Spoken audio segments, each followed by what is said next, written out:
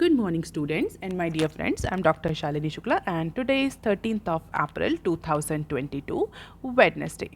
Motivation of the day is a surplus of efforts could overcome a deficit of confidence. आज के discussion में हम ये सारे न्यूज़ आर्टिकल कवर करेंगे। तो देख लेते हैं आज का पहला न्यूज़ आर्टिकल जो कि बिजनेस स्टैंडर्ड के पेज नंबर 1 पर दिया हुआ है। Retail inflation rises to 6.9% in March, IIP remains muted. National Statistical Office ने ट्यूसडे को इंडियन इकोनॉमी से रिलेटेड सीपीआई और आईआईपी से रिलेटेड डेटा पब्लिश किया है। And as per the recent publish data, India की जो एनुअल रिटेल इन्फ्लेशन है वो अपने 17 महीनों के सबसे हाईएस्ट पॉइंट पर पहुंच गई है in the month of March. तो सीपीआई इन्फ्लेशन ने 6.95% का पॉइंट अचीव कर लिया है। और यहाँ पर आपको एक बात याद रखने की ज़रूरत है कि जो आरबीआई की लिमिट है, आरबीआई मीन्स एमपीसी की जो इन्फ्लेशन लिमिट है सीपीआई के टर्म्स में वो 4+-2 है। 4+-2 मीन्स 2 to 6 की रेंज है। 2 is the lower limit and 6 is the upper tolerance limit for CPI. और पिछले कुछ महीनों से कंटिन्यूसली सीपीआई 6 का मार्क जो है वो क्रॉस किए हुए है। इसके अलावा अगर हम इंडस्ट्रियल प्रोडक्शन की बात करें, फैक्ट्री आउटपुट की बात करें, तो फैक्ट्री आउटपुट का डेटा भी यही बोलता है कि फरवरी के मंथ में कॉन्ट्रैक्शन देखने को मिला है इन terms of factory output, in terms of index of industrial production. अगर सीपीआई 6.9% रहा है, अगर आईआईपी की बात करें तो आईआईपी में हालांकि 1.7% का ग्रोथ देखने को मिल रहा है ऑन एनुअल बेसिस, लेकिन मंथ ऑन मंथ बेसिस पर 4.7% का कॉन्ट्रैक्शन फरवरी में देखने को मिला। It means in comparison to the January factory output, फरवरी में जो फैक्ट्री का आउटपुट रहा है या जो इंडस्ट्रियल आउटपुट रहा है, इंडस्ट्रियल प्रोडक्शन रहा है, वो कहीं ना कहीं डिग्रेड हुआ है, कॉन्ट्रैक्ट हुआ है। And this particular contraction in industrial production or factory output, on the other hand, increasing CPI is actually making policy choice more difficult for central bank. क्यों? क्योंकि पोस्ट पैंडमिक के बाद सेंट्रल बैंक मीन्स आरबीआई को economic recovery support करनी है through expansionary monetary policy. It means money supply बढ़ा करके जो इकोनॉमिक रिकवरी हो रही है पैंडमिक के बाद से जो सेक्टर्स बहुत ज़्यादा इम्पैक्ट हुआ था वो रिकवर करना, जैसे कि एविएशन, हॉस्पिटैलिटी और जो इन्वेस्टमेंट कम हुआ था उस सब को सपोर्ट करने के लिए आरबीआई को एक्सपेंशनरी मॉनेटरी पॉलिसी चाहिए। इट मीन्स मार्केट में मनी सप्लाई इंक्रीज़ करना। अगर आरबीआई मार्केट में मनी सप्लाई इंक्रीज़ करती है तो ऑलरेडी जो कि आरबीआई कर ही रही है irrespective of the increasing inflation, तो वो सीपीआई और या इन्फ्लेशन को और ज़्यादा इंक्रीज़ करेगा, क्योंकि money supply will increase the demand and demand will further increase this particular CPI, that is consumer price index. और अगर आरबीआई कॉन्ट्रैक्शनरी मॉनेटरी पॉलिसी या पॉलिसी नॉर्मलाइजेशन पर जाता है तो it means there will be the restricted money supply. और अगर market में प्रॉपर मनी सप्लाई नहीं होगी तो इन्वेस्टमेंट भी नहीं होगा, कैपिटल एक्सपेंडिचर भी नहीं होगा, एम्प्लॉयमेंट जनरेशन भी नहीं होगा, that will further impact the economic growth. तो this particular increasing CPI and muted IIP actually making policy choice more difficult for central bank, क्योंकि पॉलिसी नॉर्मलाइजेशन के लिए अब आरबीआई पर कहीं ना कहीं प्रेशर आ रहा है। बहुत ज़्यादा मार्जिन नहीं है आरबीआई के पास कि आरबीआई एक्सपेंशनरी और इजी मॉनेटरी पॉलिसी को अडॉप्ट करे। और ये डेटा कहीं ना कहीं ये भी इंडिकेट कर रहा है कि there is a still pending economic revival. अभी इंडियन इकॉनमी जो है वो प्रॉपरली रिवाइव नहीं हो पाई, क्योंकि मंथ ऑन मंथ बेसिस पर भी कभी कभी जो आईआईपी है वो फ्लक्चुएट कर रहा है, और सीपीआई जो है that is consumer price index, जिसको हम रिटेल इन्फ्लेशन भी बोलते हैं, वो कंटिन्यूसली इंक्रीज हो रहा है, और डब्ल्यूपीआई तो डबल डिजिट पर चल रहा है। और अगर सीपीआई को देखें तो सीपीआई में जो इंक्रीज देखने को मिल रहा है basically edible oil, vegetable, fish and meat, footwear and clothing, fuel and light, इन सारे सेगमेंट में इन्फ्लेशन की वजह से, प्राइस इंक्रीज की वजह से देखने को मिल रहा है। अगर आप देखें तो सब में अप्रॉक्सीमेटली डबल डिजिट का आपको इन्फ्लेशन रेट देखने को मिलेगा। फ्यूल एंड लाइट हो, चाहे वो क्लोथिंग फुटवेयर हो, चाहे वो फिश एंड मीट हो, एडिबल ऑयल, वेजिटेबल, सब के ये सारे सेगमेंट्स में इंक्रीज प्राइसिंग की वजह से सीपीआई जो है वो 6.95% तक पहुंच गया है। हालांकि कोर इन्फ्लेशन की बात करें, जहां पर वोलाटाइल फूड प्रोडक्ट्स या फ्यूल आइटम्स को रिमूव कर देता है, फूड प्रोडक्ट्स जो वोलाटाइल जिनके प्राइस बहुत जल्दी फ्लक्चुएट करते हैं, और क्रूड ऑयल जिसका प्राइस हमारे कंट्रोल में नहीं है, इंटरनेशनल प्राइस पर डिपेंड करता है, उसके कई सारे फैक्टर्स पर प्राइस डिपेंड करता है। तो अगर फूड और फ्यूल को रिमूव करके अगर इन्फ्लेशन को मेजर किया जाता है तो उसे बोलते हैं हम कोर इन्फ्लेशन। तो अगर कोर इन्फ्लेशन की बात करें तो कोर इन्फ्लेशन भी अपने 10 मंथ के सबसे हाईएस्ट पॉइंट पर है, that is 6.29% in the month of March, जो कि पिछले महीने में 5.96 था। तो ऐसा नहीं है कि फ्यूल और फूड की वजह से ही इन्फ्लेशन हो रही है, सीपीआई इंक्रीज हो रहा है। Other segment, raw materials, footwear, clothing, इन सब में भी इन्फ्लेशन देखने को मिल रही है because of the global supply chain disruption, because of the increasing commodity prices, because of the increasing production cost, and this is the inflation trend in terms of CPI inflation and CPI food, and this is the performance of industry, core industry जिसको हम बोल सकते हैं industrial output या factory output, जो कि year on year basis के comparison में थोड़ा सा स्टेबल दिख रहा है, बट मंथली बेसिस में देख सकते हैं बहुत ज़्यादा फ्लक्चुएशन देखने को मिला, and this fluctuation somewhere indicates yet economic revival is still pending, and this blue line indicates the CPI food and this black line indicates the CPI inflation, और ये कंटिन्यूसली हमें बढ़ती हुई दिख रही है। एक फॉर्म में तो हम देख सकते हैं कि लीनियर फॉर्मेट में ये इंक्रीज हो रही है। तो इंक्रीजिंग इन्फ्लेशन, फ्लक्चुएटिंग इंडस्ट्रियल और factory output somewhere creating a very challenging situation for central bank. इसी के साथ हम एक और न्यूज़ को कवर करेंगे। Yield hard and further, rupee breaches 76 पर डॉलर। तो जिस तरह से इन्फ्लेशन सीपीआई में इंक्रीज देखने को मिल रहा है, इसी तरह ईल्ड रेट में भी इंक्रीज देखने को मिल रहा है, इंटरेस्ट रेट भी इंक्रीज हो रहा है। 10 साल के अगर बॉन्ड की बात करें, गवर्नमेंट बॉन्ड की बात करें, तो वो भी 6 का मार्क क्रॉस कर चुकी है ईल्ड रेट, और bond yields continue their northwards journey after the Reserve Bank of India announces on April 8 कि आरबीआई जो है वो एकोमोडेटिव पॉलिसीज़ या ग्रोथ पर फोकस करेगी। इन्फ्लेशन अभी आरबीआई के लिए प्राइमरी टारगेट नहीं है, और इस अनाउंसमेंट के बाद से सीपीआई में भी इंक्रीज देखने को मिल रहा है और बॉन्ड यील्ड में भी देखने को इंक्रीज देखने को मिल रहा है, क्योंकि जो बॉन्ड मार्केट पार्टिसिपेंट्स है, दे वर एंटिसिपेटिंग कि आरबीआई किसी तरह के पॉलिसी नॉर्मलाइजेशन पर जाएगी। लेकिन फिलहाल अप्रैल 8 में आरबीआई ने अपना स्टैंड बहुत क्लियर कर दिया है कि RBI is actually giving primary consideration to the growth, to the economic revival, not to the yield rate or the inflation। और जिसकी वजह से अगर ट्यूसडे का डेटा देखें तो ट्यूसडे को जो 10 साल का जो गवर्नमेंट बॉन्ड है, गवर्नमेंट सिक्योरिटी, जो कि इंडिया में बेंचमार्क इंडाइसेस की तरह काम करता है, वो अपने 5 बेसिस पॉइंट से इंक्रीज होकर के 7.19% तक उसकी यील्ड पहुंच चुकी है, और जो कि पिछले 3 सालों में सबसे ज़्यादा यील्ड रेट रहा है। इसके अलावा अगर रुपीज़ की बात करें तो रुपी जो है वो भी वीक हो रहा है इन कंपैरिजन टू डॉलर। 76 रुपी पर डॉलर तक एक्सचेंज रेट पहुंच चुका है, और जिसकी वजह से सीधा सीधा हमें उसका इम्पैक्ट हमें एक्सचेंज रेट पर भी देखने को मिल रहा है। तो सीपीआई भी इंक्रीज हो रहा है, रुपी जो इंडियन रुपी है वो वीक हो रहा है in comparison to dollar, yield rate continuously increase कर रहा है। तो जब भी रीसेंट डेटा है वो कहीं ना कहीं ये बता रहा है कि आने वाला टाइम आरबीआई के लिए बहुत ज़्यादा चैलेंजिंग है। So dollar rupee pair ended up tracking a sell off in the domestic equity and a strong dollar as global risk aversion increase on fear of the US Fed may hike the rate aggressively। तो जिसकी वजह से जो dollar है उसकी supply थोड़ी सी reduce हुई, जिस उसका इम्पैक्ट हमें एक्सचेंज रेट पर देखने को मिला। इसके अलावा सीपीआई जिस तरह से इन्फ्लेशन बढ़ रही तो हमारा जो इंडियन रुपी है उसकी वैल्यू ऑलरेडी डिक्रीज हो रही। तो ये सारी फिलहाल की सिचुएशन है इंडिया के इकोनॉमिक डेटा को लेकर के, और कहीं ना कहीं दोनों के लिए, गवर्नमेंट के लिए और आरबीआई के लिए चैलेंजिंग सिचुएशन है। अब देख लेते हैं article number 2, that is given on page number 5 of business standard. Rupee 1.9 crore deficit में हिट इंफ्रा प्रोजेक्ट्स। इस साल यानी फाइनेंशियल ईयर 23 के बजट को हमने देखा और बहुत सारे गवर्नमेंट के अनाउंसमेंट्स को भी देखा, जहां पर क्लियरली गवर्नमेंट का फोकस इंफ्रास्ट्रक्चर डेवलपमेंट और कंस्ट्रक्शन प्रोजेक्ट पे है। क्यों? क्योंकि इंफ्रास्ट्रक्चर डेवलपमेंट के through government ease of doing business और बहुत सारे जो अदर सेक्टर्स हैं उनको रिवाइव करना चाहता है। इसके अलावा infrastructure has long term as well as the short term benefits.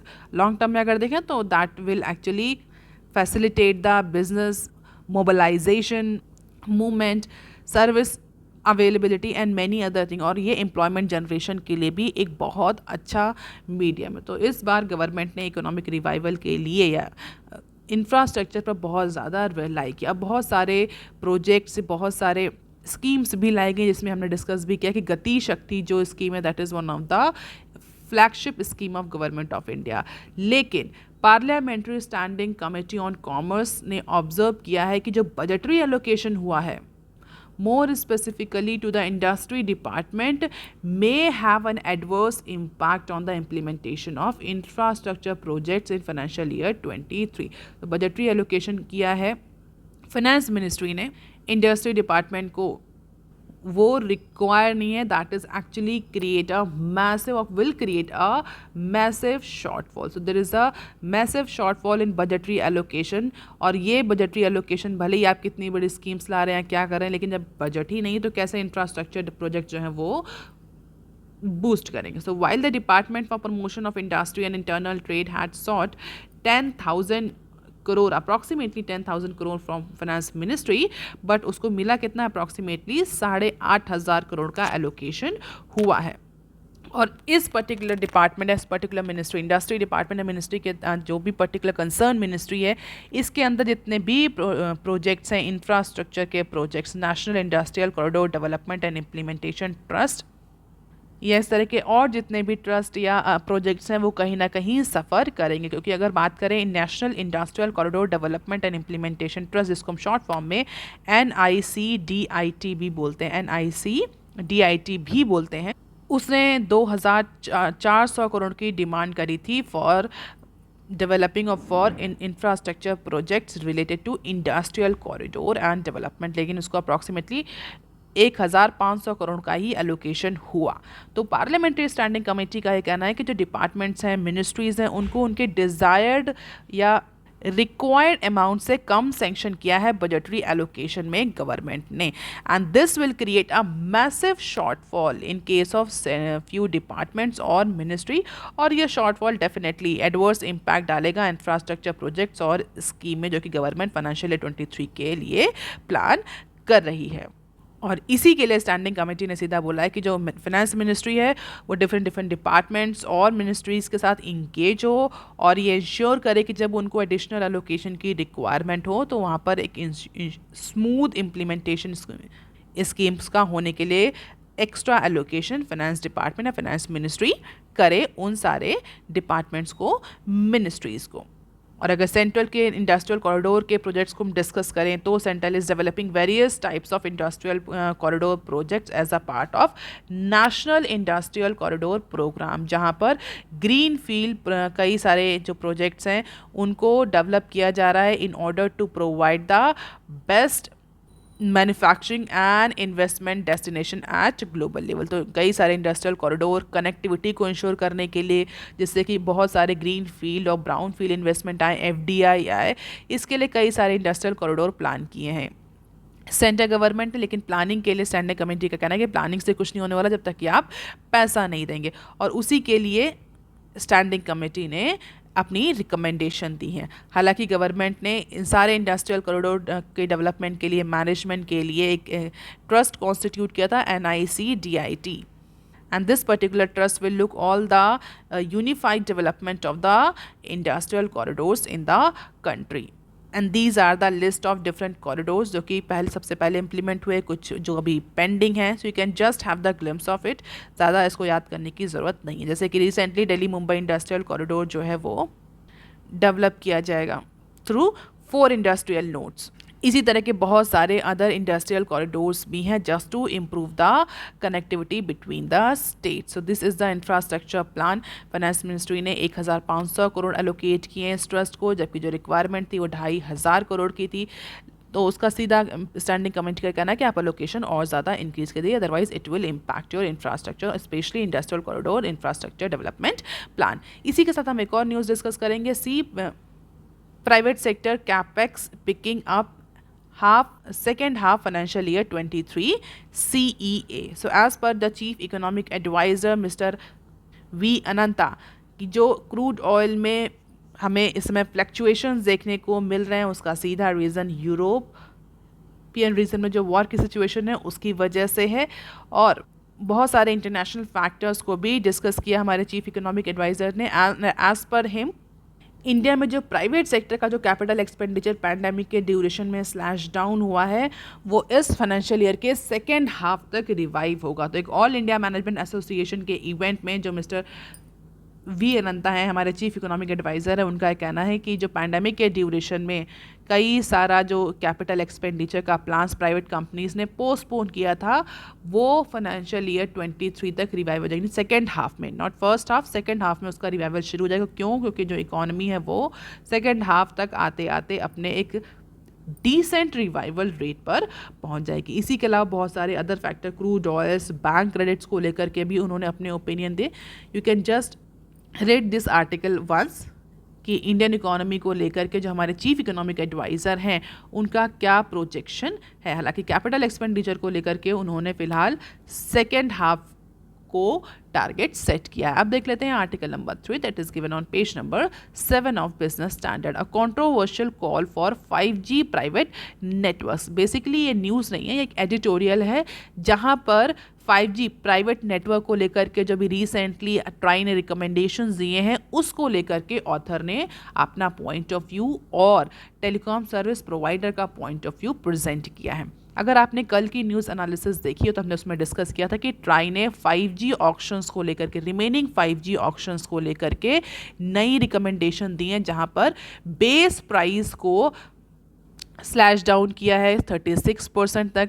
जो प्राइवेट एक्सेस प्रोवाइडर्स हैं उनके लिए 5G प्राइवेट नेटवर्क का भी एलोकेशन या कुछ स्पेक्ट्रम उनके लिए भी रिजर्व किया है। तो कई सारी रिकमेंडेशंस दी हैं प्राइसिंग को लेकर के, नेटवर्क एक्सेसिबिलिटी को लेकर के, स्पेक्ट्रम एलोकेशन को लेकर के। और मोस्ट ऑफ द केसेस में अगर हम देखें जो रिकमेंडेशन, जो गाइडलाइंस ट्राई ने प्रपोज करी हैं फॉर अपकमिंग ऑक्शन, उससे जो टेलीकॉम सर्विस प्रोवाइडर्स हैं they are not very happy, they are not very satisfied. और जो सबसे बड़ा जो कॉन्ट्रोवर्शियल, जो सबसे बड़ा डिससेटिस्फैक्शन का इशू है या कंटेंशियस इशू है अमंग टेलीकॉम सर्विस प्रोवाइडर्स वो है 5G प्राइवेट नेटवर्क का।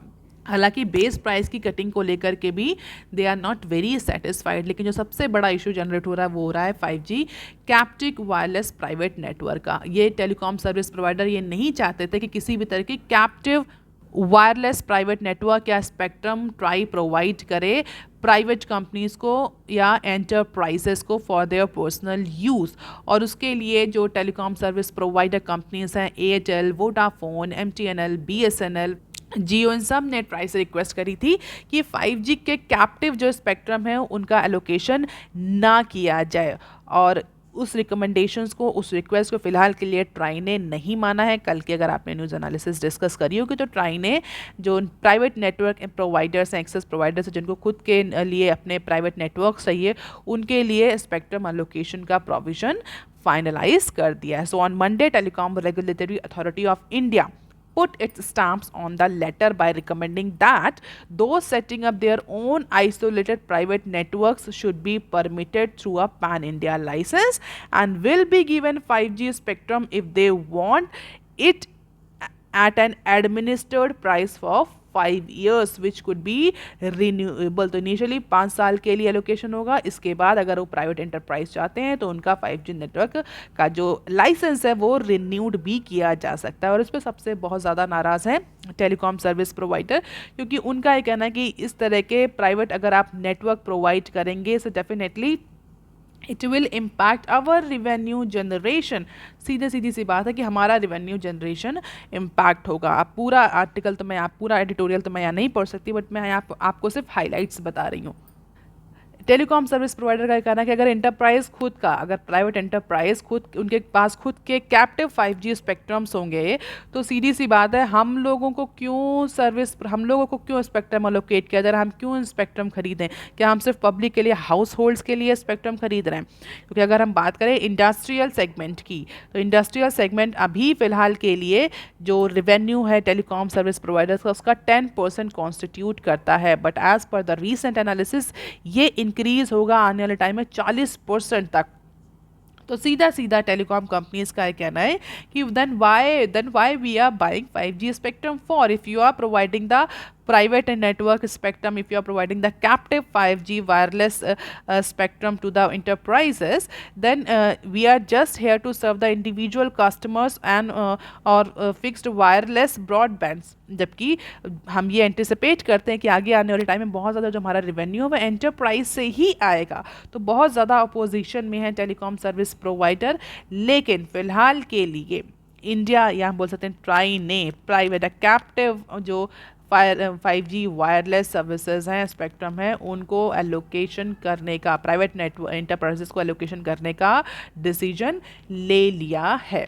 अब क्वेश्चन ये उठता है कि ट्राई ने ऐसा क्यों किया, क्यों ट्राई ने प्राइवेट और कैप्टिव 5G वायरलेस के लिए स्पेक्ट्रम रिजर्व किया है फॉर प्राइवेट एंटरप्राइजेस। तो ट्राई का कहना है कि ट्राई ने जो भी ये पॉलिसी करी है enable, that is in parallel और comparison to the global counterpart countries, जो ग्लोबल जो बेंचमार्क प्रैक्टिसेस हैं, जो ग्लोबल स्टैंडर्ड प्रैक्टिसेस हैं, उन्हीं के अकॉर्डिंग ट्राई ने ये रिकमेंडेशन दी। क्योंकि अगर प्राइसिंग को लेकर के टेलीकॉम सर्विस प्रोवाइडर ये कह रहे हैं कि हमें ग्लोबल बेंचमार्क इंडाइसेस को फॉलो करना चाहिए, 5G सर्विसेज के लिए ग्लोबल बेंचमार्क इंडाइसेस जो स्टैंडर्ड्स हैं उनको फॉलो करना चाहिए, तो इसके केस में भी हमने जो बेंचमार्क इंडाइसेस हैं, जो बेंचमार्क स्टैंडर्ड्स हैं, ग्लोबल बेंचमार्क स्टैंडर्ड्स हैं, ऐसे कंट्रीज़ में जहाँ पर ऑलरेडी 5G एलोकेट हो चुका है, 5G रोल आउट हो चुका है, 5G टेक्नोलॉजी रोल आउट हो चुकी है, तो ऐसे कंट्रीज़ में जिस तरह की प्रैक्टिसेस, बेंचमार्क प्रैक्टिसेस हैं, बेंचमार्क प्राइसिंग है, बेंचमार्क स्टैंडर्ड्स हैं,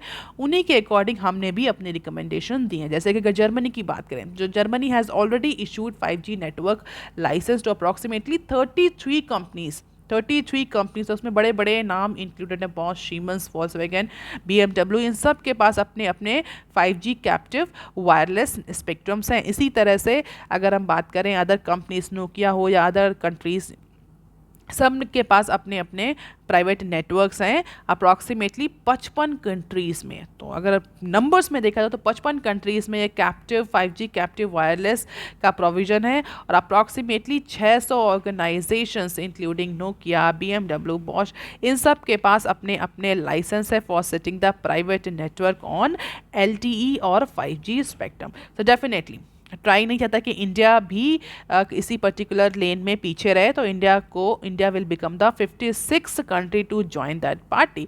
most of the countries, most of the organisations are actually having all these policies. तो इंडिया इस पर्टिकुलर इशू पर ग्लोबल लेवल से कहीं भी पीछे नहीं रहना चाहता, जिससे कि इंडिया का जो other ease of doing business के जो सिनेरियो वो इम्पैक्ट ना करे, जो ईज ऑफ डूइंग बिजनेस या इंडिया की जो इमेज है as a investment destination, as a FDI destination, वो कहीं हॉल्ट ना हो। तो इसी को देखते हुए ग्लोबल पैरामीटर्स या ग्लोबल लेवल से मैचअप करने के लिए ट्राई ने ये रिकमेंडेशन या ये private 5G captive wireless network या स्पेक्ट्रम क्या एलोकेशन को स्टैम्प इन कर दिया है against the wish of telecom service provider in India. So these are the few recommendation, private network के रिकमेंडेशन एक्सेप्टेड।